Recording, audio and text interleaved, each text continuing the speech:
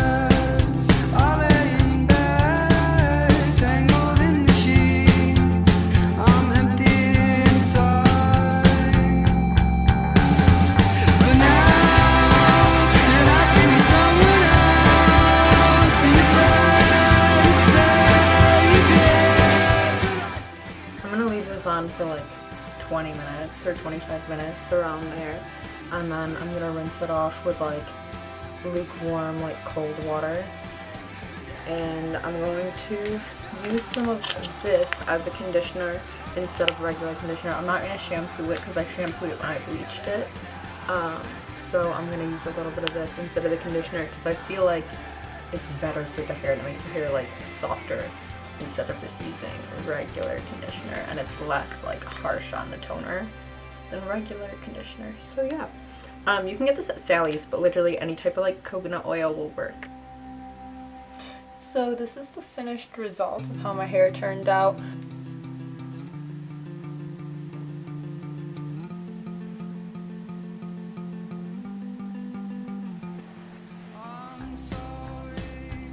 So yeah, I'm gonna make a video on how to maintain it, because silver hair is super tricky to maintain because it gets brassy super easily, meaning it gets undertones of yellow or green, so you can't use like regular shampoo or anything like that. You have to be super careful with it. So that will probably be my next video. Thank you so much for watching, and I hope you enjoy.